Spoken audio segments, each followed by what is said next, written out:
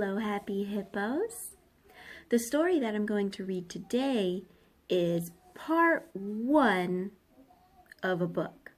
Tomorrow, Miss Yadi is going to read part 2. Now, in this story, there is a little girl and a squirrel. And they meet each other and they do some different things together. And we'll have to find out if the girl had fun, if the squirrel had fun, or if the squirrel didn't have fun. The stories are just a little bit different. It's interesting to see how the girl tells her story and how the squirrel tells his story. The title of the book is A Tale of Two Beasts. There's the girl, there's the squirrel. Now this book has 2 stories in it, and I'm reading the first story, which is The Strange Beast. I was walking home from Grandma's house through the deep dark woods when I spied a strange little beast.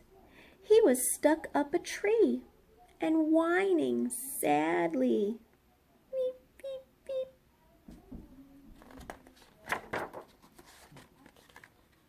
So I decided to rescue him. I will call you Fang, I told him, and I wrapped him warmly in my scarf and carried him safely home. I gave him a lovely bath and a gorgeous new hat and sweater and a delicious bowl of fresh nuts. I made him a beautiful house and gave him Lord Rex to play with. Can you tell what the squirrel is feeling? It's kind of hard to see his face. Is he happy? Is he sad? Does he look like he doesn't know what's going on? I took him out for lots of long walkies to keep him fit and healthy. And I showed him off to all my friends who loved him nearly as much as I did. But for some strange reason, the little beast did not look very happy. In fact, he was looking rather hot. I hope he's not sick, I thought, and opened the window to cool him down. But then something terrible happened. He threw off his clothes, leapt out of the window, and ran away as fast as he could, back to the deep dark woods. You can see here the squirrel, his face is all red because he's feeling too hot. The sweater and the hat are making his body way too hot. He feels very uncomfortable.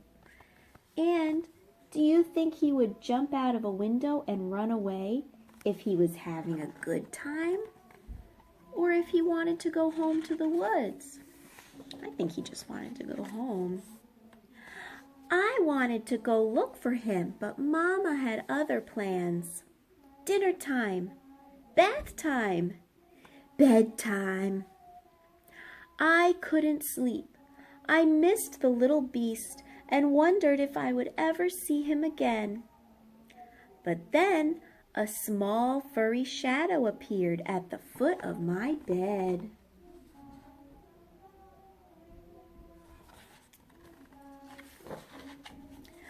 The strange little beast had returned.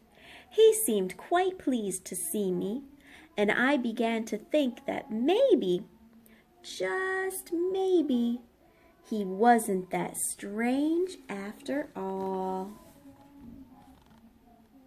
Now it looks like they're having a good time together. They're both having fun. I wonder why he came back. Now tomorrow you're going to hear Miss Yadi read part 2 of the book. the terrible beast. And who's telling this story? The squirrel is talking in this story. The one that I read today, the girl was talking. But tomorrow, the squirrel will be talking. And we'll find out how he really felt about hanging out with the girl. See you later, alligators.